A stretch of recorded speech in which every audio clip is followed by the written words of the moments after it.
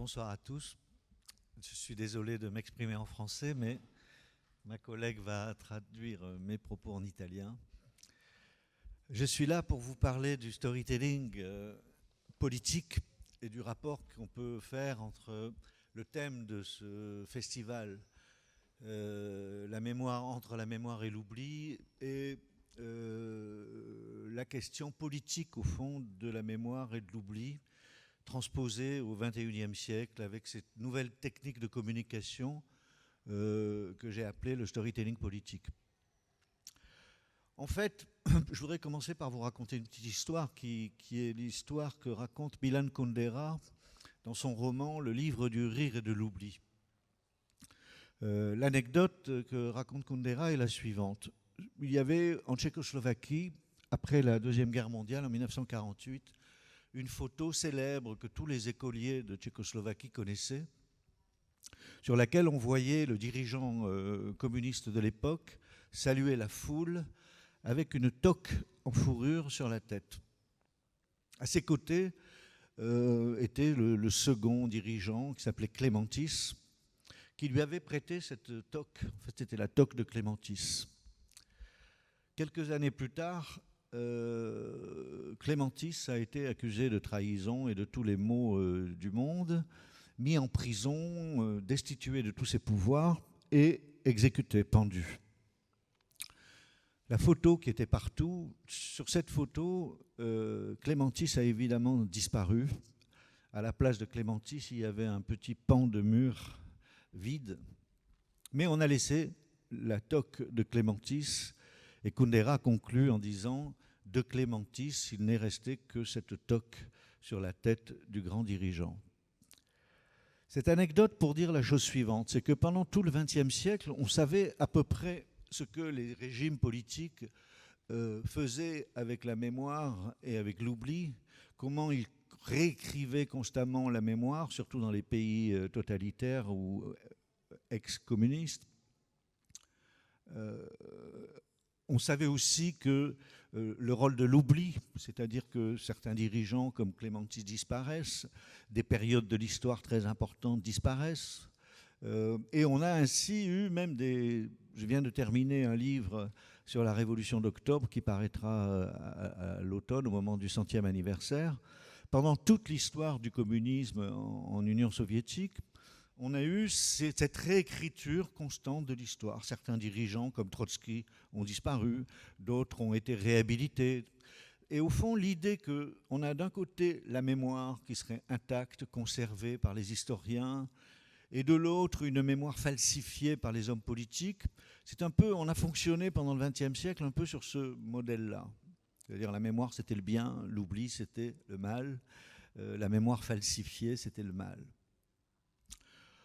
En fait, ça a correspondu même dans la manière dont on a écrit l'histoire de l'Union soviétique en une sorte de découpage historique. Il y a eu la période stalinienne, qui était la glaciation, et la période postérieure avec Khrouchtchev, qu'on a appelé le dégel. En fait, quand on étudie précisément cette histoire, on se rend compte que ce n'est pas si simple. Il n'y a pas la période de la glaciation, puis le dégel. Il y a eu plusieurs glaciations et plusieurs dégels. Et vous savez, c'est un peu comme ces visages qu'on a retrouvés dans le Grand Nord soviétique, dans le Goulag, où certains prisonniers qui sont morts, enterrés dans la glace, on les a fait réapparaître, on les a redécouverts, on les a sortis de la glace, et ils avaient le visage intact et l'expression du visage intacte, cette expression du visage qu'ils avaient au moment de mourir.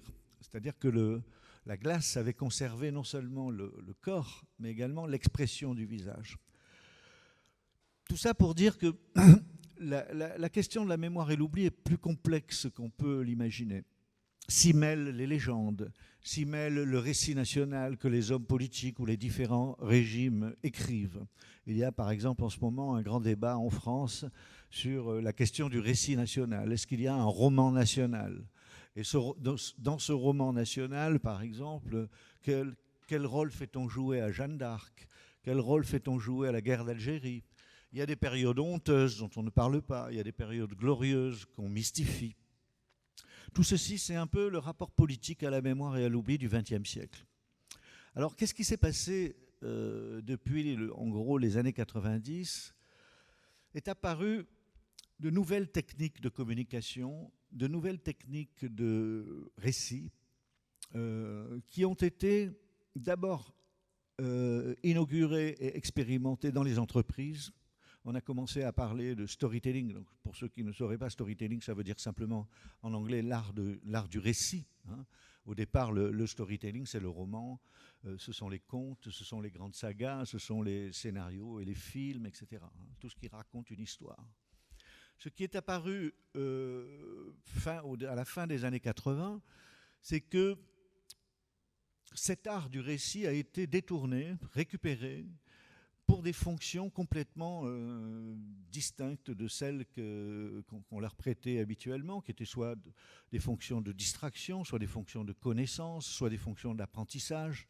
On oublie une chose, c'est que les hommes se sont mis à raconter des histoires simplement pour se transmettre les leçons de l'expérience. Dans les sociétés anciennes où il n'y avait pas d'écriture, où il n'y avait pas de technique d'enregistrement, eh bien, par exemple, les leçons de l'expérience agricole, comment semer, comment lutter contre les intempéries, la sécheresse, comment faire les guerres, comment les gagner, eh bien, c'était les grands récits qui transmettaient de génération en génération ces leçons de l'expérience. Donc, dans ce cas-là, on peut dire qu'on a l'expérience acquise, accumulée, qui précède le récit, qu'en font les gens sous forme de sagas, d'épopées, etc. Et ces sagas, ces épopées étaient construites de telle manière qu'on puisse les répéter, on puisse les adapter, on puisse faire des variations et que chacun s'approprie en quelque sorte l'expérience collective. Pourquoi je raconte ça ? Bien précisément parce que dans cette récupération de l'art du récit, il y a eu une sorte d'inversion. C'est-à-dire que ce n'est plus l'expérience qui précède le récit, c'est le récit qui prétend précéder l'expérience, qui prétend dicter l'expérience, ce que Michel Foucault appelait conduire les conduites. Hein. C'est-à-dire que dans les entreprises, où à la fin des années 80, la délocalisation, la mondialisation, la segmentation font que vous n'êtes plus comme un ouvrier de l'entreprise Ford qui sait très bien pourquoi il travaille. Il connaît la voiture qu'il construit, il connaît la chaîne de montage, et de la matière première jusqu'à la voiture livrée. Il sait quel est le sens du travail. Eh bien, on a, à la fin des années 80, ce qu'on a appelé la crise du Fordisme, des entreprises où les gens sont désorientés, ne savent plus très bien à quoi ils contribuent, les informations circulent mal, le fonctionnement, l'unité même de l'entreprise disparaît, est éclatée en différents lieux. Et à ce moment-là, les managers se sont rendus compte qu'il y avait un manque dans ces entreprises. Et donc, ils inventent le storytelling management. Le storytelling management, c'est-à-dire, c'est substituer à ce récit de la vie au travail un récit artificiel. Ça devient, par exemple, pour l'épopée de Steve Jobs ou pour Nike, pareil, l'épopée du grand dirigeant qui devient en quelque sorte le grand narrateur d'une entreprise dont les salariés sont éclatés. Ça, c'est pour le management. De la même manière, pour le marketing, on se rend compte à la fin des années 80 que l'image de marque, vous savez, le fameux logo, ne suffit plus à identifier une marque. Je me rappelle par exemple, il y a eu une grosse crise avec la marque Nike au moment du mondial de football parce que les altermondialistes ont démontré que bien c'était des femmes enceintes, des enfants qui, dans des conditions effroyables, cousaient les ballons de football. Donc il y a eu toute une campagne anti-Nike. Et l'image Nike, l'image brillante de Nike s'est effondrée, y compris à la bourse, et donc il a fallu reconstruire non plus une image, mais un récit. C'est le marketing narratif, c'est-à-dire qu'une marque, aujourd'hui, vous le voyez partout, on vous dit qu'est-ce que c'est qu'une marque ? Eh bien, c'est un récit, et vous n'êtes pas seulement l'acheteur d'un produit, mais vous êtes le personnage d'une grande histoire à laquelle vous participez. On va laisser le management et le marketing, mais je vous raconte juste ça pour vous dire que ces techniques de storytelling management et de marketing narratif, évidemment, vont s'imposer aux agences de publicité. D'ailleurs, quand on regarde, pardon, quand on regarde une série comme Mad Men, qui est sur les années 60, on voit très bien, donc Mad Men, c'est une série sur le monde de la publicité, hein, on voit très bien qu'ils sont encore dans le concept de l'image de marque. Ce qui change à la fin des années 80, c'est qu'une marque, donc, ça devient un récit, une narration, avec des personnages, avec une temporalité, exactement comme dans une série télé, avec des épisodes. Et l'acheteur, enfin plutôt le lecteur de cette marque, comme on dit, un lecteur de roman, va suivre la vie de cette marque comme un grand récit. Évidemment, une fois que c'était dans l'entreprise et dans le marketing, les agences de publicité, c'est passé dans la communication politique.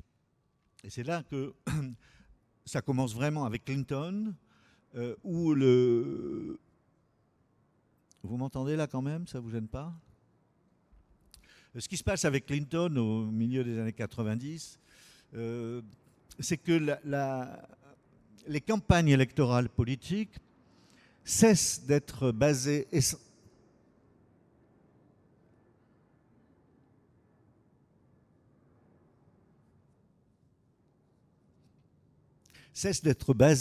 sur les programmes politiques, des propositions, des analyses, etc., pour devenir de véritables campagnes, festivals de narration. Et j'en veux pour preuve celui qui a été considéré comme le James Carville, qui est considéré comme l'architecte de la victoire de Clinton. Je me rappelle que lorsque John Kerry a perdu les élections, Carville a dit « Nous avons perdu les élections parce que nous récitons, nous les démocrates, nous récitons une litanie, les républicains racontent une histoire. » Et c'est la victoire de Bush avec son conseiller Karl Rove, qui est qualifié de narrateur du mandat de George Bush. Et ça va se prolonger et s'aggraver encore avec Obama, où la campagne électorale politique est un grand récit, c'est-à-dire qu'elle doit conjuguer ce que moi j'appelle le carré magique du storytelling politique, c'est-à-dire 4 conditions simultanées. Il ne suffit pas de raconter une histoire, il faut que cette histoire s'inscrive dans le temps de la campagne, avec ses différentes phases. Cette histoire, donc, qui est une ligne narrative coordonnée au temps de la campagne, doit utiliser des images, des métaphores, donc tout un langage imagé qui nourrit un peu, qui est ce qui est pour les romanciers, disons, est le contenu sensible de la narration. Et surtout, 4e côté du carré magique, du carré magique du storytelling, il faut créer son réseau. Créer, c'est le networking. C'est-à-dire que c'est avec Obama que ça s'est vu le plus, où ils ont créé tous ces sites myBarackObama.com qui ont permis justement aux militants politiques, qui ne sont plus les militants au sens traditionnel, qui ne vont pas sur les marchés pour convaincre d'un programme, etc., qui sont les porteurs, les vecteurs de l'histoire qui est en train de se raconter pendant la campagne. Alors tout ceci a donné lieu à un livre que j'ai publié en 2007 et en 2010 en Italie, qui s'appelle Storytelling, la machine à fabriquer des histoires et à formater les esprits. Ce qui est très étonnant avec l'Italie, c'est que votre ancien conseiller, M. Renzi, principal Premier ministre, a fait du storytelling. Il avait lu le livre, évidemment. Il a eu des conseillers que j'avais en partie formés à la Scuola Holden, des spin doctors. Et lui est allé encore plus loin, puisqu'il a eu cette phrase incroyable, Matteo Renzi, en disant « Changer l'Italie, réformer l'Italie, ça veut dire d'abord changer le storytelling de l'Italie ». Ce qui est la chose la plus extrême que j'ai entendue jusqu'à présent en Europe et aux États-Unis.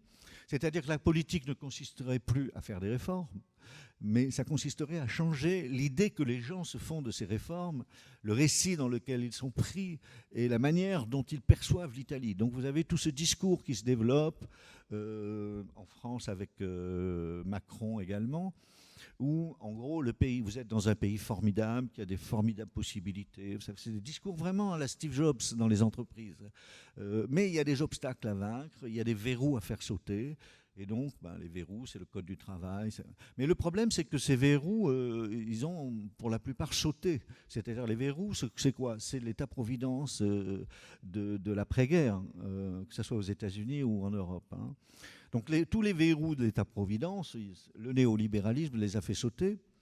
Et donc la question pour ces hommes politiques, ce que j'appelle l'homme politique néolibéral, c'est de convoquer tout le temps, d'invoquer tout le temps des verrous qui deviennent imaginaires, puisque l'État est complètement défait, de convoquer ces verrous pour faire monter ce récit de sbloccare Italia, hashtag, etc., etc. On l'a vu avec Macron pendant la campagne électorale en France. C'était un modèle de storytelling aussi parfaitement réussi, où cet homme de 39 ans a réussi à convaincre tout un pays qu'il était un réformateur, qu'il était un homme nouveau, alors qu'il a inspiré la politique du précédent quinquennat de François Hollande, dont il a été d'ailleurs non seulement le secrétaire général adjoint, mais le ministre de l'économie. Donc voilà un homme nouveau qui sort des cabinets ministériels et s'adresse à la France et qui dit « En marche ». Encore un récit. Il ne s'adresse plus à des militants convaincus par un programme politique, il s'adresse à des sortes d'affidés, de supporters. Hein. Et d'ailleurs, je l'ai écrit dans un article en France, de ce point de vue-là, l'Italie a été assez novatrice. Parce que le premier à faire ça, c'est même pas Renzi, c'est Berlusconi. Forza Italia, c'est vraiment l'idée d'un chef d'entreprise qui va gérer le pays comme une entreprise et qui va surtout faire de la communication politique et transformer l'image et le récit que les gens se font de leur pays, etc. On a d'ailleurs eu toutes sortes de variantes, Zapatero en Espagne, Manuel Valls en France, puis Macron maintenant, de ces nouveaux hommes, Tony Blair au Royaume-Uni, tous ces hommes politiques se sont présentés en quelque sorte comme des chefs d'entreprise. D'ailleurs, Macron ne parle plus, il a détruit le système des partis politiques au profit de son mouvement. Et qu'est-ce que c'est que ce mouvement? C'est au fond une start-up. C'est-à-dire qu'en une année seulement, sans donner aucun détail précis de son programme, il s'est imposé à l'opinion publique comme le candidat le plus crédible et il a fini par gagner.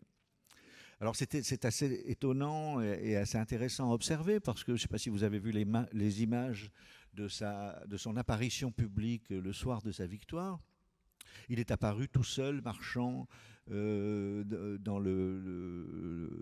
face au Louvre, face à la pyramide du Louvre, dans la nuit, s'avançant comme un homme nouveau vers la lumière des spotlights.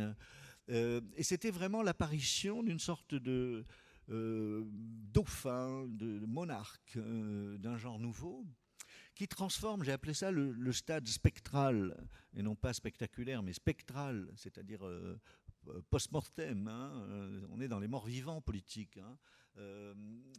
Il apparaît comme le stade spectral de la Ve République. Pourquoi le stade spectral de la Ve République? Parce qu'en France, la Ve République, c'est Charles de Gaulle.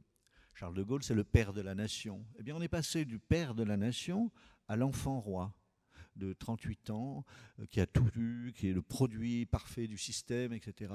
On est passé du système des partis politiques au système des start-up, des mouvements. Tous les partis politiques traditionnels en France ont été éliminés. Parti républicain, parti socialiste, parti communiste, au profit de mouvements comme ça, qui sont centrés sur un personnage qui porte un récit politique. On a également c'est un terme que les journalistes aiment beaucoup employer, la question de l'incarnation du politique, c'est-à-dire un homme politique doit incarner un pouvoir, une autorité, etc. De la même manière, on est passé de l'incarnation de la fonction à l'exhibition de la personne. C'est le cas Macron. Donc, si vous voulez, la question de la mémoire et de l'oubli, maintenant, si on revient au thème initial de cette rencontre, elle est transformée parce qu'il ne s'agit plus maintenant de savoir si la véritable histoire est cachée ou si elle est transformée ou si elle est maquillée, comme dans l'anecdote de Milan Kundera. Maintenant, elle est fabriquée. C'est-à-dire que l'homme politique aujourd'hui ne raconte pas l'histoire d'un pays avec ses différentes étapes, etc., se fondant sur ce que racontent les historiens. Il invente une histoire littéralement, et c'est cette histoire qui devient l'histoire dominante. D'où l'appel, quand on regarde par exemple la campagne de Macron, il peut, à la manière des marketeurs, donner des images complètement contradictoires. C'est-à-dire, il peut, par exemple, convoquer l'image de Jeanne d'Arc. Jeanne d'Arc, c'est l'image qui est en général convoquée par l'extrême droite, tout en convoquant la guerre d'Algérie en disant que c'est un crime contre l'humanité.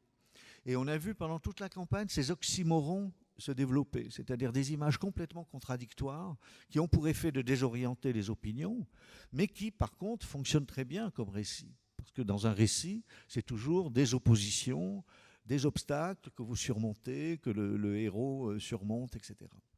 Donc la question du storytelling politique aujourd'hui, elle est extrêmement grave parce qu'il ne s'agit plus seulement de dire bon, c'est le spectacle, c'est la société du spectacle, ce n'est que de la communication. C'est la dépolitisation des masses qui se joue à travers le storytelling. Ce n'est pas seulement une question de communication. C'est le fait qu'au fond, ce qui a fait l'histoire politique de l'Italie, de la France, de tous les pays européens, est évacué complètement au profit de personnages qui sont des sortes d'acteurs professionnels, de performeurs. C'est le titre de mon second livre qui est publié en Italie. On est passé de l'action politique à la performance politique. D'ailleurs, toute la sociologie américaine qui s'intéresse à la politique est centrée là-dessus, c'est-à-dire sur la question de la performance. Qu'est-ce que c'est que la performance ? Vous savez, sans faire de référence trop académique à cette heure tardive et sous ce beau soleil, il faudrait parler peut-être des théoriciens des actes du langage. Ce sont des théoriciens qui ont démontré aujourd'hui, il y a quelques années plutôt, quelques décennies, que le langage agit. Que lorsqu'un président de séance, par exemple, déclare « j'ouvre la séance », s'il est vraiment président de séance, ben ça a pour fonction d'ouvrir la séance. C'est-à-dire que les mots, on oppose, vous savez, souvent les mots aux actes. Ces théoriciens ont montré que les mots agissent, que les mots performent, sous certaines conditions. C'est exactement ce qui est en train de se passer, c'est-à-dire que l'homme politique aujourd'hui, ayant perdu les pouvoirs de la fonction politique, les leviers de l'État, la souveraineté monétaire, la souveraineté économique, eh bien, sont obligés de créer cette sorte de magie de performance qui fait l'illusion que de la politique a lieu encore, alors qu'il n'y a plus de politique, il n'y a plus que du spectacle ou de la performance. Comment expliquer cela ? C'est la partie la plus fascinante, je dirais, de la période dans laquelle on vit, de la dépolitisation accélérée de nos vies, de nos existences. Ce n'est pas seulement de la dépolitisation de la politique, mais c'est la dépolitisation de nos existences en commun, parce que c'est ça quand même la politique au départ. Eh bien, il faut se demander qu'est-ce que c'est d'abord que la souveraineté. La souveraineté, c'est la détention d'un certain nombre par le chef de l'État, mais même par le roi, à l'époque monarchique, d'un certain nombre de leviers. C'est le contrôle du territoire, le contrôle des frontières. C'est la possibilité de la politique monétaire. C'est pour ça que sur les pièces de monnaie, il y a le visage du souverain. Le souverain, c'est une monnaie aussi. Le visage du souverain qui est imprimé ou sur les billets de banque, etc. À partir du moment, depuis les années 90, à cause de la mondialisation, à cause de la construction européenne aussi, souveraineté. Ils ont abandonné ces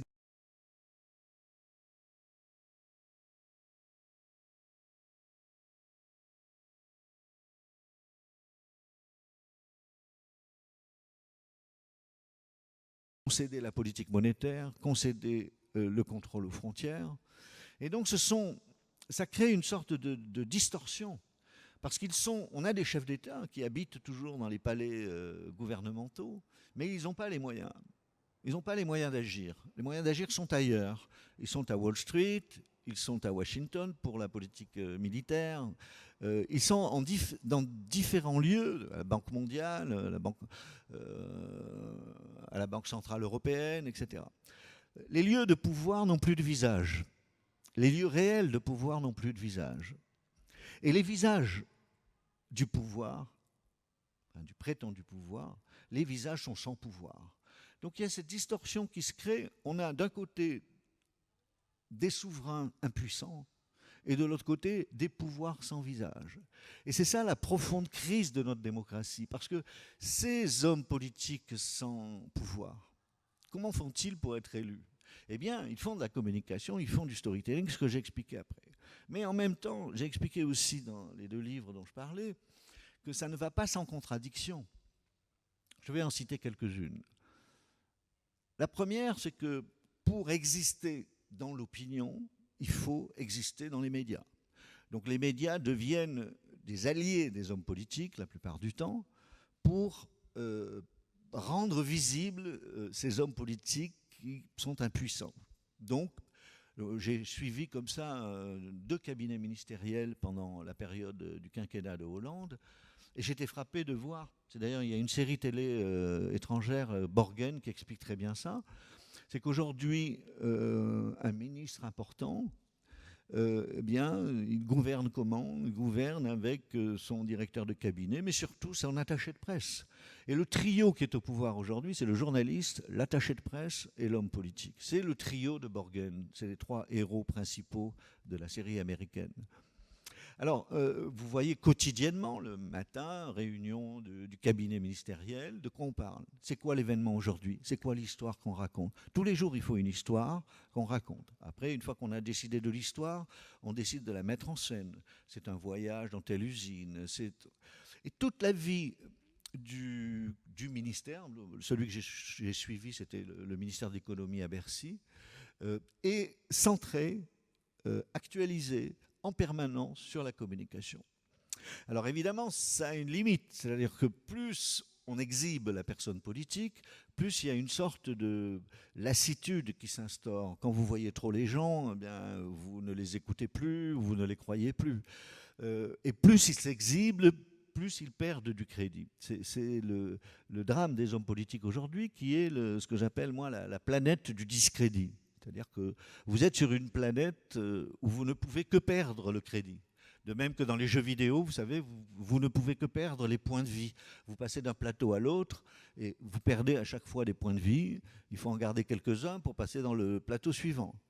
Bon, c'est ça la vie des hommes politiques. C'est une sorte de jeu vidéo dans lequel on passe de plateau en plateau et en même temps avec un épuisement de plus en plus accéléré, et donc un turnover de plus en plus rapide de ces hommes politiques. Regardez Renzi, une irruption formidable sur la scène politique. Il allait transformer l'Italie en 100 jours, puis après il a parlé de 1000 jours, puis après il a dit qu'il faudrait peut-être 10 ans, mais entre-temps il a disparu, il est resté à peine 2 ans. On a vu la même chose en France avec Manuel Valls, qui a été notre Renzi, c'est-à-dire qu'il est apparu comme le grand réformateur, le successeur possible de Hollande, et en 2 ans, il s'est complètement effrité. C'est un premier paradoxe, c'est que plus vous apparaissez, plus vous perdez du crédit. Le deuxième paradoxe, c'est ce que j'appelle le paradoxe de l'inflation narrative. Vous savez, les récits, c'est comme la monnaie. Non seulement la mauvaise monnaie chasse la bonne, mais l'inflation monétaire, elle a pour effet, lorsque les signes monétaires se multiplient, eh bien l'effet, c'est que la monnaie vaut de moins en moins. La valeur de la monnaie se perd. Il en est de même des récits. Ça, nous l'avons vécu, ce paradoxe de l'inflation narrative, avec Nicolas Sarkozy. Sarkozy est arrivé, élu lui aussi avec un grand récit. Et il a multiplié les interventions, les mises en scène. C'est d'ailleurs lui qui a été la meilleure attachée de presse de mon livre, parce que mon livre est sorti juste quand Sarkozy arrivait au pouvoir.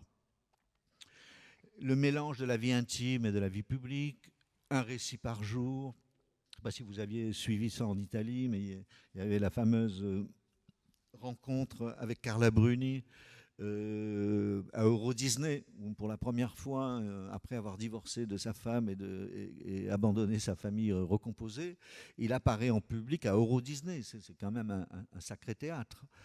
Et Le Parisien, qui était un grand journal populaire, a titré Quelle histoire, en gros, point d'exclamation. Et les journalistes se sont mis à parler, à comprendre, à vouloir déchiffrer ce qui se passait. C'est comme ça que le mot storytelling politique est devenu célèbre en France et utilisé par tout le monde. Donc l'inflation monétaire, c'est ça, c'est que plus il y a de récits qui se répètent, et bien plus la valeur de ces récits perd de... Enfin, vous ne croyez plus les histoires qu'on vous raconte.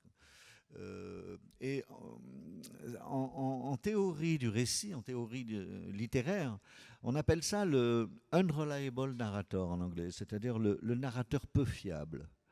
Le narrateur peu fiable, les théoriciens du roman le qualifient, c'est soit quelqu'un qui fait des récits qui se contredisent trop souvent, soit quelqu'un qui met trop en avant sa personnalité. Le grand romancier comme Tolstoï n'apparaît jamais. C'est Flaubert qui disait le romancier est comme Dieu dans sa création, il ne doit pas apparaître. Eh bien, le romancier politique, lui, au contraire, il est au cœur de la narration, il capte l'attention, il multiplie des récits contradictoires et il perd quotidiennement, il perd de son crédit et il devient ce que les théoriciens du roman appellent un narrateur peu fiable. Donc aujourd'hui, c'est le deuxième paradoxe que je voulais citer du storytelling, c'est que cette inflation narrative contribue, accélère, alimente le discrédit du politique. Voilà le schéma, le tableau absolument déprimant, j'en ai conscience, que je suis en train de vous raconter, qui est un peu notre condition. Hein. C'est-à-dire que, prenons un autre exemple, tournons nos yeux vers les États-Unis. Comment imaginer qu'après un président, quoi qu'on en pense, et quoi qu'il ait pu faire ou ne pas faire, après 8 années de Barack Obama, quelqu'un comme Donald Trump soit élu président des États-Unis? Tous les journalistes, les éditorialistes américains n'en sont encore pas revenus de cette possibilité qu'un type comme Trump puisse prendre le pouvoir et gagner une élection. Eh bien, regardez, c'est toujours la même chose. C'est un personnage qui raconte une histoire, c'est un milliardaire qui a réussi, c'est un Berlusconi, j'allais dire en plus vulgaire encore, ce qui est difficile à faire, à mes yeux en tout cas. Mais il a construit sa campagne non pas sur un programme politique, il a construit sa campagne sur des haines, sur des discrédits, sur le fait que la classe politique traditionnelle est discréditée. Et il a sillonné le pays, comme ça, comme il est riche, il a pu le faire, en captant cette attention et en captant le discrédit. C'est-à-dire que le paradoxe aujourd'hui d'un homme politique qui veut être élu, c'est qu'il ne présente pas une offre politique qui pourrait convaincre les gens, qui pourrait convaincre les différents segments de la population. On ne peut être élu aujourd'hui qu'en captant le discrédit.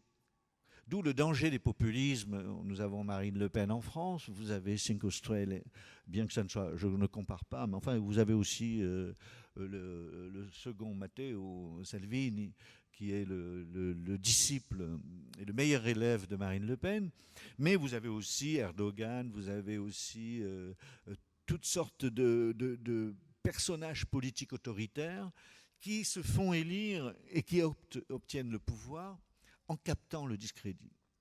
Donc vous voyez que cette histoire de storytelling politique est très grave, parce qu'au fond, la question, c'est pas seulement de bien communiquer ou de mal communiquer, comme les journalistes nous font croire.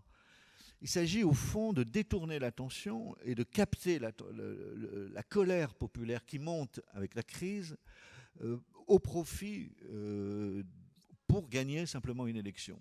C'est d'autant plus frappant que quelqu'un comme Trump, qui a fait toute sa campagne contre Washington, les milieux politiques traditionnels, contre Wall Street, la crise financière, etc.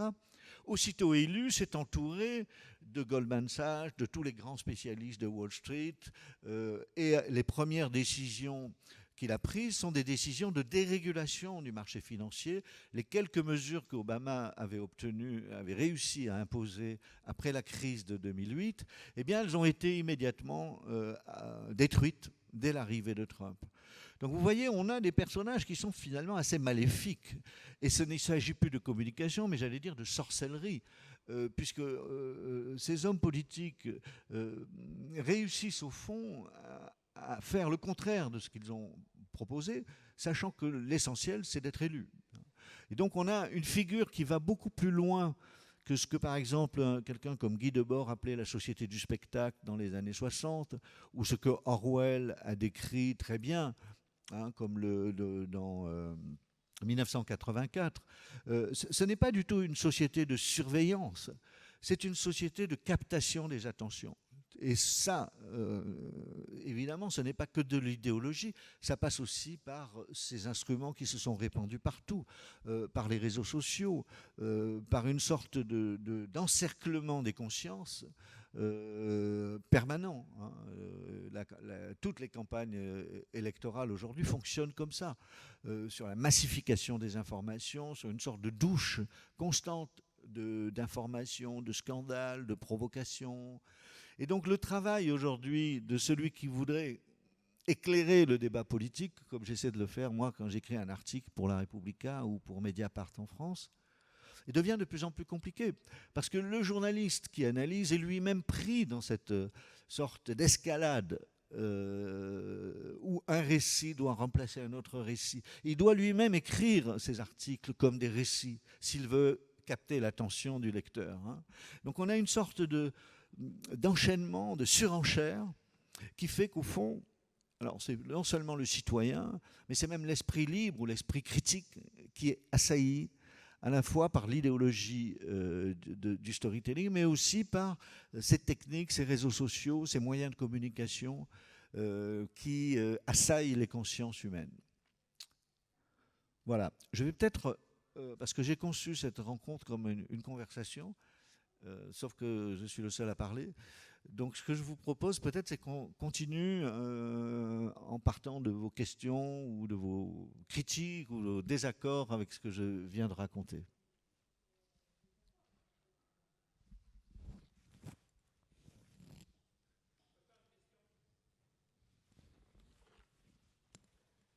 Il y a un micro ? Il y a un micro qui circule pour...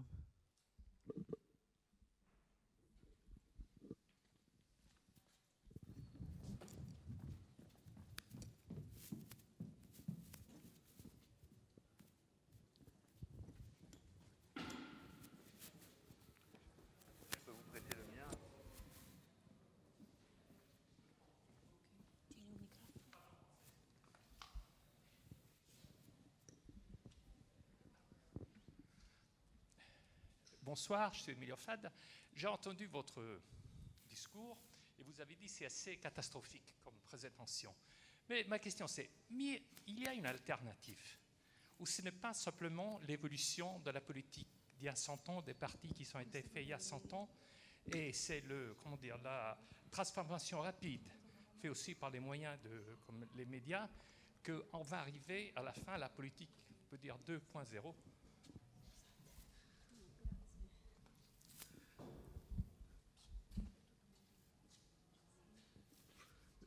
Le problème, la difficulté, c'est qu'en fait, il s'agit de transformations structurelles très profondes. Je n'ai pas pu développer ça, mais il faudrait analyser déjà qu'est-ce qui s'est passé depuis, en gros, la fin des années 70-80. C'est très lié à la mondialisation néolibérale qui a pour mission précisément de désarmer la politique. Le principal objet de la politique néolibérale avec Thatcher-Reagan, c'est Reagan disait l'État n'est pas la solution, c'est le problème. Margaret Thatcher disait la politique économique n'est que le moyen, ce qu'il s'agit de changer, c'est l'âme des individus, c'est-à-dire les transformer en des sujets néolibéraux. Donc il y a des tendances lourdes ça, c'est le néolibéralisme. Il y a aussi la chute du mur de Berlin, c'est-à-dire l'apparition à la fois d'une mondialisation néolibérale et d'un monde qui n'est plus coupé en deux. Rappelez-vous, c'est la fin de l'histoire. Le paradoxe, c'est que cette fin de l'histoire se traduit par la multiplication des histoires, c'est-à-dire les grandes histoires d'émancipation collective, de construction citoyenne, de démocratie participative, etc., sont évacuées au profit des petites histoires des dirigeants. Donc mais la bipolarité du monde, qu'on en pense ce qu'on en veut, capitalisme, communisme, c'était une compétition, il y avait un duel, il y avait du politique là-dedans. Avec la chute du mur de Berlin, eh bien, les grands récits et l'idéologie a perdu complètement sa raison d'être. Troisième grande révolution, c'est celle à laquelle vous faisiez allusion, c'est la révolution technologique. C'est quand même une des plus grandes révolutions de l'histoire, le numérique, qui transforme complètement tous nos rapports à l'écrit, au débat, les lieux, les formes, les scénographies du débat, etc. La quatrième grande révolution, c'est une révolution, je dirais, des subjectivités. C'est-à-dire que, sans qu'on s'en rende compte, on a changé de monde, on a changé de morale. On me disait, avant que le débat commence, que l'année dernière, vous avez eu la chance d'accueillir ici Zygmunt Bauman, qui est un grand sociologue qui a théorisé un peu ce changement des subjectivités en décrivant ce qu'il appelait l'homme liquide. C'est-à-dire que le grand sujet néolibéral, c'est un homme liquide. Qu'est-ce que ça veut dire, un homme liquide? Ça veut dire que c'est un homme qui n'a plus de conviction force fixe, qui doit s'adapter en permanence à un monde en changement perpétuel. C'est un homme dont on va valoriser non plus l'expérience ou l'expertise, mais sa capacité à convaincre, à séduire, à tromper. Et ça traverse, vous le voyez quand vous avez des adolescents à la maison, ça traverse toutes les générations, tous les comportements, les valeurs de loyauté, d'expertise, de savoir-faire, de continuité, de fidélité. Toutes ces valeurs sont explosées au profit d'un individu stratège qui se trouve dans des conditions de jeu et qui doit jouer des coups et les gagner. Et le cynisme fait partie de ça. Macron, par exemple, je lisais avant de venir ici, il impose sa loi, sa réforme du Code du travail, et ça a fuité. Enfin, c'était une conversation privée qu'on n'aurait pas dû connaître. Il a dit, mais j'ai baisé les syndicats. Si je leur avais dit, je n'aurais pas pu le faire. Il est élu depuis quelques semaines, vous voyez. C'est-à-dire que pour ces individus qui sont les modèles de nos sociétés, même le mensonge fait partie de la stratégie. Alors, ça, c'est les 4 grandes révolutions simultanées qu'on a vécues. Ce que ça intéresse, la 4e, je l'ai développée dans un livre en prenant pour modèle un mannequin célèbre qui est Kate Moss. Mon livre s'appelle Kate Moss Machine. Et j'ai développé là comment ce mannequin est une sorte de héros de ce néolibéralisme. Il incarne les valeurs, le caméléon, la capacité à changer d'attitude, de stratégie à tout instant, d'incarner des personnages différents. C'est plus du tout le mannequin qui, vous savez, qui avait un numéro, qui portait des beaux habits, comme à la grande époque de la mode de la haute couture. Non, ce sont des personnages qui agissent, qui interagissent, qui créent des modes de comportement, qui créent des styles qui vont au-delà de porter telle veste ou telle paire de chaussures. Maintenant, là, vous voyez les adolescents, ils ont un langage, ils ont une manière de se comporter, ils ont des stratégies, ils ont une ironie aussi qui est forgée par le néolibéralisme. Bon, donc ça, c'est les 4 grandes révolutions pour répondre à votre question. Mais ce qu'on constate, c'est l'accélération de tout ça. Quand je disais, avec la mondialisation néolibérale, les États que moi je qualifie d'insouverains, c'est-à-dire des États sans souveraineté, des hommes politiques qui sont des performeurs, eh bien, les partis politiques, avant de disparaître, on va voir ce qui se passe avec le PD en Italie, parce qu'on a vu le Parti socialiste en France. Ces partis se sont transformés depuis déjà une vingtaine d'années. Pour nous, le dernier leader traditionnel, homme politique traditionnel, c'est Mitterrand. C'est encore Chirac. Pourquoi Chirac? Parce que Chirac, avec tous les défauts qu'il avait, a été celui qui a dit au Conseil de sécurité non à la guerre en Irak. Ça, c'est de la souveraineté quand même. Il a utilisé cette parcelle de souveraineté qui lui restait. Mais depuis, en gros, cette période-là, les partis politiques sont devenus des sortes de clubs de supporters, des écuries pour gagner les élections. Le débat idéologique, moi j'ai connu l'Italie par exemple dans les années 80 encore, où il y avait un parti communiste fort, traversé par des débats très importants. Il y avait une démocratie chrétienne forte. Il y avait la discussion sur le fameux compromis historique. C'était pas de la com, ça. Et puis d'ailleurs, il y en a un qui l'a payé cher, cette histoire. Hein. Vous voyez de qui je veux parler. Mais ces partis politiques, petit à petit, se sont dépolitisés eux-mêmes, n'ont plus joué le rôle que jouaient les grands partis politiques, par exemple d'intégration, d'éducation populaire, d'initiation au débat politique, mais des sortes d'écuries de supporters. Et depuis Berlusconi ici en Italie et en France depuis Sarkozy, ces partis politiques perdent du crédit. Donc toute la classe politique perd son crédit, les partis politiques ne jouent plus leur rôle. Et donc, vous avez maintenant ces nouveaux mouvements, parce que Marine Le Pen, ce n'est pas un parti politique, c'est un mouvement. C'est une start-up centrée sur la personne. Macron, c'est un mouvement aussi, une start-up. D'ailleurs, il veut faire de l'État une start-up. C'est son projet politique. Et vous avez les mêmes choses qui se passent. C'est-à-dire que le débat politique et l'histoire il faudrait remonter aux Grecs, hein, l'agora. Bon, je ne vais pas rentrer là-dedans, ça serait un peu trop long, mais je veux dire, la légitimité du débat politique repose sur certaines conditions qu'on a oubliées, même des conditions, j'allais dire, scénographiques. L'agora, c'est un forum, c'est conçu pour que n'importe qui puisse s'adresser aux autres et être entendu sans ce genre d'instrument à l'époque grecque. C'est aussi une discipline, vous parlez, mais vous avez un temps de parole. C'est aussi un ordre de la prise de parole. Pas tout le monde parle en même temps, comme sur nos forums internet où tout le monde crie, tout le monde interagit, on est dans la confusion générale, etc. etc. Ça, on a oublié que l'art, que la démocratie, c'est un art. C'est un art de communiquer, c'est un art de s'écouter, et c'est basé aussi sur le courage de celui qui prend la parole et sur le fait qu'il prétend au moins, ou qu'il essaie au moins d'avoir un discours de vérité. Aujourd'hui, d'ailleurs Foucault l'avait très bien analysé, il reprenait le terme grec, c'est le mot parésia. Hein. Parésia en grec, c'est le parler vrai. C'est le parler vrai dans la démocratie, dans le forum démocratique. Eh bien, il dit, à un moment donné, la démocratie grecque connaît une crise aussi, et ce qu'il appelle la mauvaise parésia. C'est-à-dire que ce n'est plus un discours de vérité, c'est le discours du populiste, du cynique, du sophiste, qui raconte n'importe quoi pour convaincre et qui séduit. Voilà. Ce n'est plus l'acte de courage de celui qui peut se retourner contre son peuple pour dire la vérité, et même être déchu, mais c'est le discours du populiste qui va, les sondages, les sondages Canty, les sondages Cali, pour essayer de deviner quelle est l'opinion commune qu'on va adopter pour se faire élire.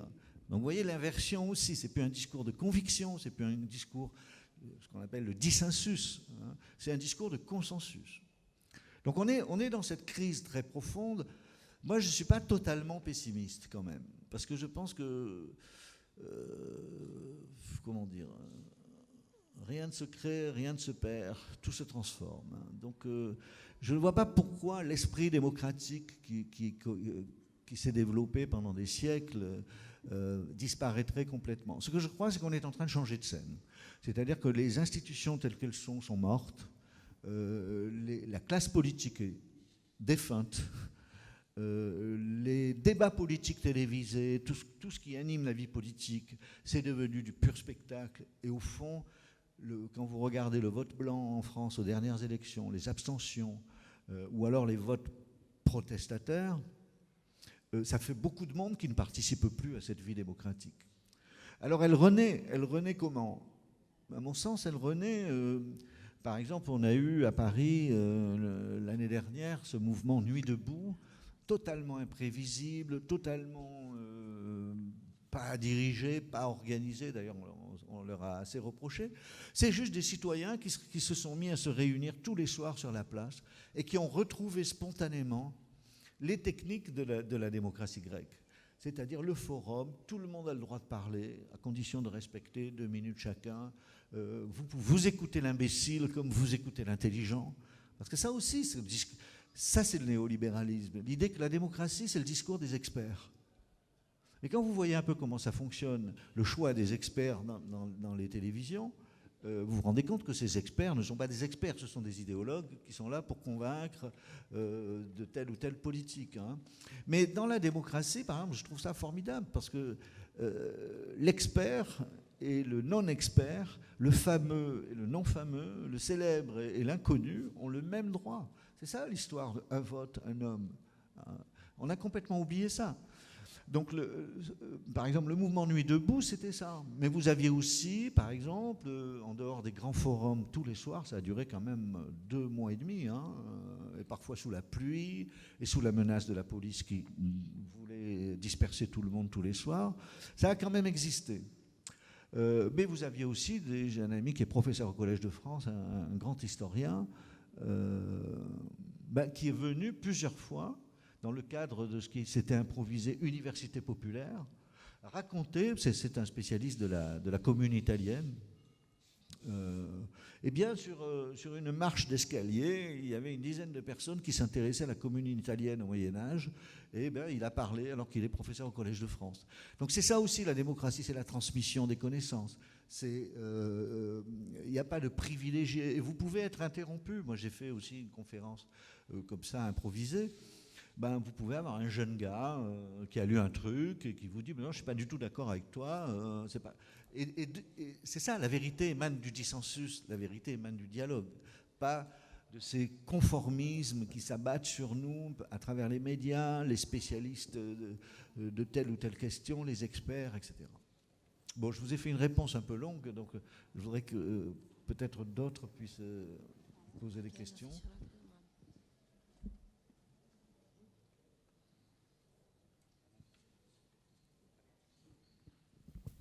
In italiano? Me lo lasci per favore? Non può lasciare. Volevo chiederle se il suo racconto di questo Macron così regale che appare la notte come l'abbiamo visto tutti uscendo dal Louvre, eccetera, quindi questa idea di enfant roi che sarà una persona piuttosto che un partito, lei l'avrebbe raccontata allo stesso modo? Cioè Macron nel mese di gennaio, prima che scoppiasse l'affare Fillon, lei come lo vedeva? Come ce l'avrebbe raccontato? Negli stessi termini o adesso a posteriori ha tutta un'altra statura, dovuta al fatto che, tra le altre cose, per la seconda volta in Francia i voti si sono riversati su un candidato in funzione anti-Le Pen, la prima volta il padre e questa volta la signora Marine. Grazie.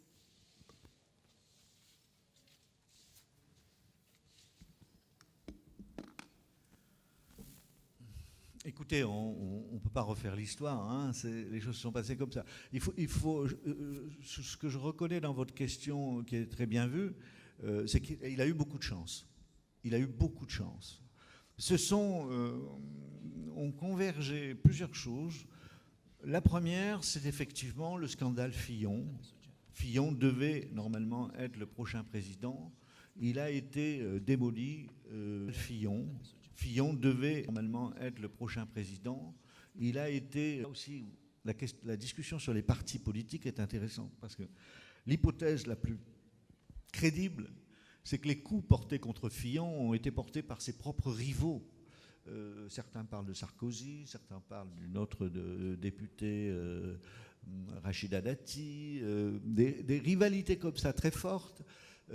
Et quand les partis politiques ne sont plus des partis démocratiques, ils ne sont plus que des écuries présidentielles, évidemment, ça fabrique ce genre de division. Donc la première des choses, la la destruction de la candidature de Fillon. Deuxième chose, c'est la très mauvaise campagne de Marine Le Pen, qui a calé, qui n'a pratiquement pas fait campagne en vérité, qui semblait écrasée par la possibilité d'être au deuxième tour et qui n'a, je ne sais pas si certains ont suivi le débat Macron-Le Pen, elle était complètement écrasée. La troisième chose très importante, c'est que François Bayrou a soutenu, ça a été un moment de, je ne me rappelle plus exactement la date, mais c'était 2 à 3 mois avant l'élection. François Bayrou a décidé de ne pas se présenter et donc a ouvert encore l'espace politique. Et puis quatrième condition, c'est quand même le Parti socialiste qui a abandonné son candidat en race campagne, Benoît Hamon, qui avait été la surprise des primaires socialistes, pour rallier en masse Macron. Donc si vous voulez, il y a ces conjonctures, ces coups de bol, ces coups de chance. Mais je vous disais, l'homme néolibéral, c'est celui qui est capable de mettre à profit. C'est un joueur et il a très très bien joué à chaque étape ses coups de chance. Mais si on analyse de manière plus, anthropologique, ce qui s'est joué, ces images que vous racontez, le soir de la victoire, cet homme qui vient de la nuit et qui apparaît comme ça, comme enfin, c'est pas la fumée blanche, on élit un pape, mais c'était l'homme qui sort de la nuit. Moi, je l'ai analysé de manière anthropologique, en m'amusant un peu, avec la métaphore du trou noir. Vous savez, dans l'espace, le trou noir, ce sont des trous qui absorbent toute la matière et qui la font disparaître. Moi, j'ai écrit Macron, c'est une sorte de trou noir qui a absorbé toute la vieille... Parce que tous ceux qui se sont ralliés à Macron pendant la campagne, c'est vraiment la vieille classe politique des 3 derniers quinquennats. 11 ministres de Jacques Chirac, toute l'élitocratie socialiste qui était avec François Hollande, les centristes, etc. Donc il a créé l'image du renouveau, paradoxalement, en absorbant complètement toute cette vieille classe politique. Et c'était ça l'image de la nuit. C'est-à-dire c'est comme s'il avait conduit toute cette vieille classe politique aux enfers et qui revenait des enfers comme l'homme nouveau. Sauf que ça a duré qu'une nuit. Parce que quand il a composé son gouvernement, ben, les vieilleries politiques sont réapparues. Quand vous voyez son gouvernement, ça n'a rien de spécialement nouveau. Donc c'est ça au niveau... C'est-à-dire que c'est une sorte de... Du point de vue anthropologique, je crois que on est dans ce qu'un anthropologue disait des sociétés sans État. Pierre Clastres. Il parlait des sociétés sans État en disant, dans les sociétés sans État, le chef est un mannequin du pouvoir. C'est-à-dire qu'il n'a pas de pouvoir réel, il joue le pouvoir. Il incarne une sorte d'illusion spectrale du pouvoir. Et on en est exactement là. C'est-à-dire que ces hommes politiques sont des sortes de... Moi, j'ai appelé ça la politique zombie. C'est un genre de zombies dont on ne peut pas se débarrasser aussi facilement que d'hommes politiques réels en les battant aux élections. Ce sont tous des survivants. Et ils survivent dans quelles conditions ? Eh bien, dans la lumière spectrale des médias. Voilà un peu comment je me raconte l'histoire de l'enfant roi.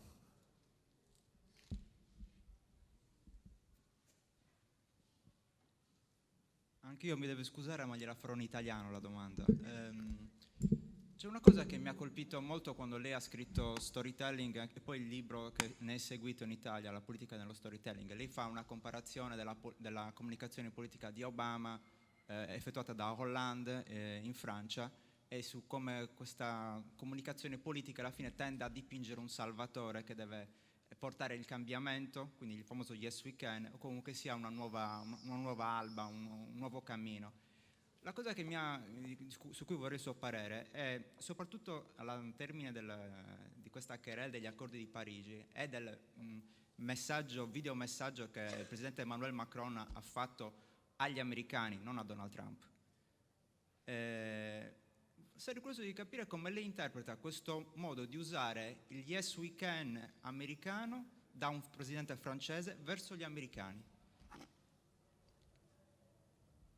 Tanto per chiudere così, il parallelo che mi è venuto in mente è stato tra il messaggio che Obama fece agli iraniani, all'Iran, tempo fa, in cui parlava di poeti iraniani, cercando di favorire una distensione, sto parlando prima degli accordi sul nucleare, e la cosa che mi viene in mente è che il presidente Emmanuel Macron usa una tecnica simile per, come dire, insinuare negli americani, cioè gli elettori di Trump, che forse il loro presidente sta sbagliando. E glielo dice dicendo che i francesi sono vicini agli americani e che si fidano degli americani. Questa comunicazione politica, questo, come dire, contropiede della comunicazione politica è una cosa sul quale vorrei avere il suo parere.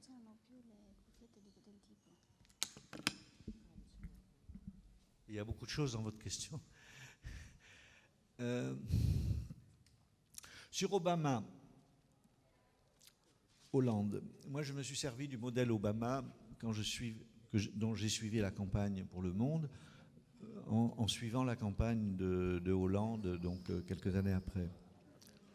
Je dois vous faire un aveu quand même, c'est que j'ai du mal à mettre Obama dans le même bain que tous ces hommes politiques dont je parle. Pourquoi ? Parce que David Axelrod, qui était le conseiller, le New York Times l'a qualifié de le narrateur d'Obama, c'est un communicant d'un genre un peu spécial quand même. C'est un communicant qui s'est toujours intéressé à des candidats noirs, qui a toujours fait élire des candidats noirs, qui n'est pas un marchand dépolitisé. Et ce qu'il a fait, mais Barack Obama l'a fait aussi, parce que quand vous comparez par exemple, pour aller vite, Macron s'inspire complètement essaie de s'inspirer complètement d'Obama. Vous savez, le soir de sa victoire, je l'ai écrit dans La Repubblica, le soir de sa victoire, ses premiers mots, c'est on nous disait que c'était impossible, mais il ne connaissait pas la France. C'est copié textuellement d'un discours d'Obama, le premier discours qu'il a fait après sa victoire dans l'Iowa contre Clinton en 2008, dans laquelle il prend ce ton légendaire, mais qui a un sens dans la culture américaine, des Noirs américains. Il disait que c'était impossible. Voilà, c'est ce qu'avait dit Obama. Macron, il en fait une banalité, alors que dans l'histoire des droits civiques aux États-Unis, c'est une parole très forte. La deuxième chose, c'est que la communication d'Obama était une communication de fond. J'ai écrit plusieurs articles là-dessus dans lesquels je disais, par exemple, après Bush, il a décodé l'identité américaine. Bush, c'était l'empire du mal, l'axe du mal, l'Amérique qui doit s'imposer au reste du monde.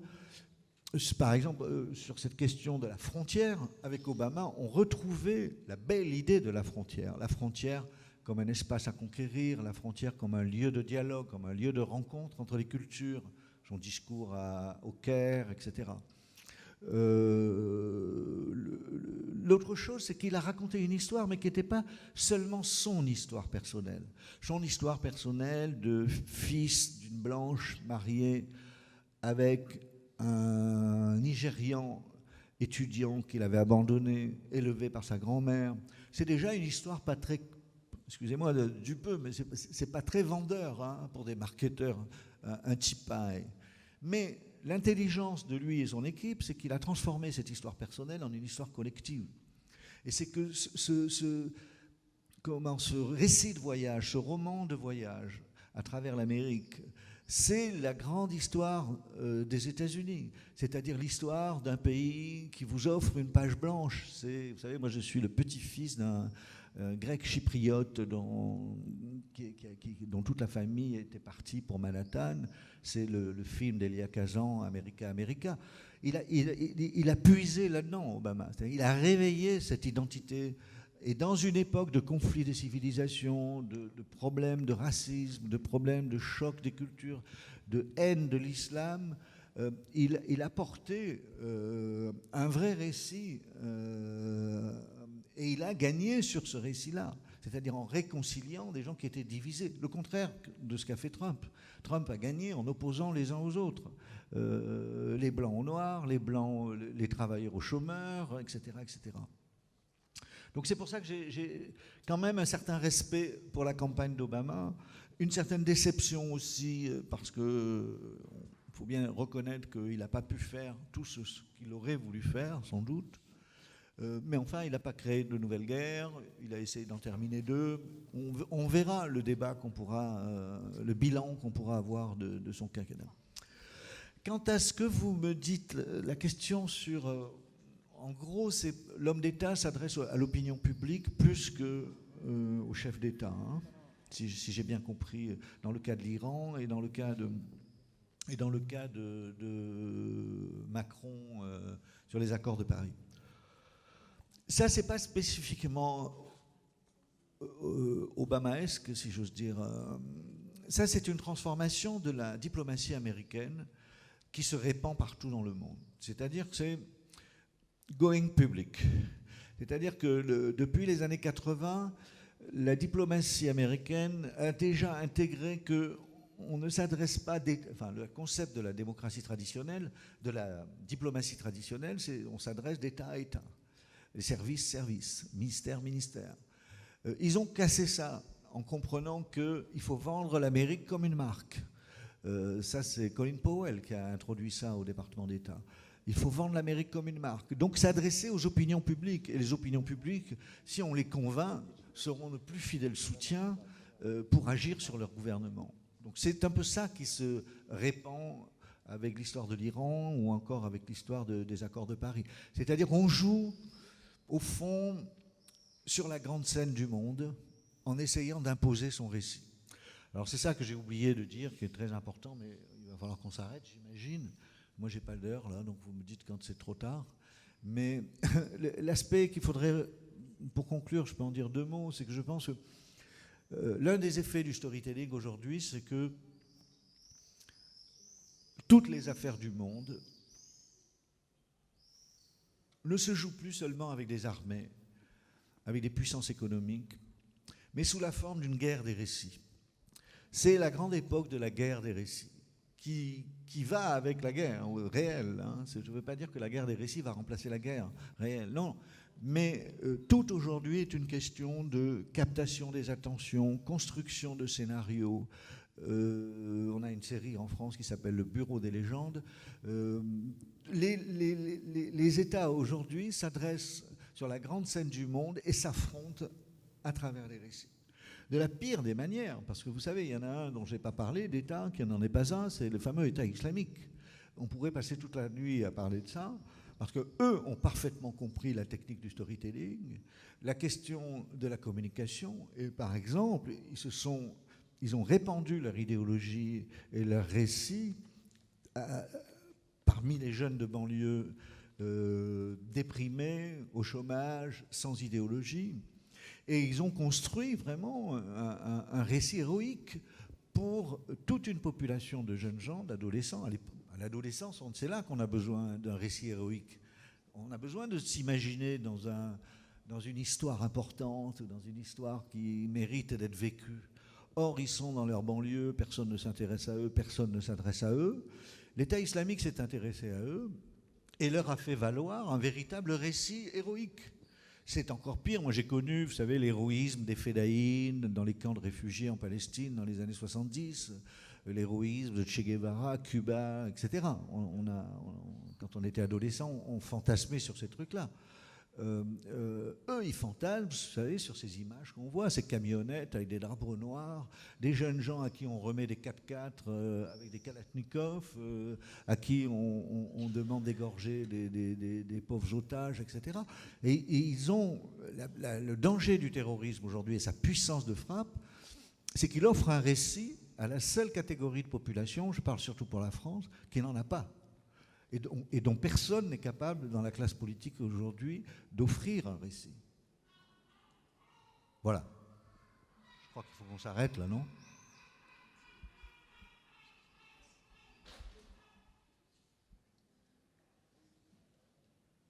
C'est fini ? Bon, écoutez, c'était vraiment très, très agréable d'être dans ce cadre sous le ciel. Eh ben, je vous souhaite une très, très bonne soirée à tous et merci d'avoir été là et d'avoir participé. À bientôt, j'espère.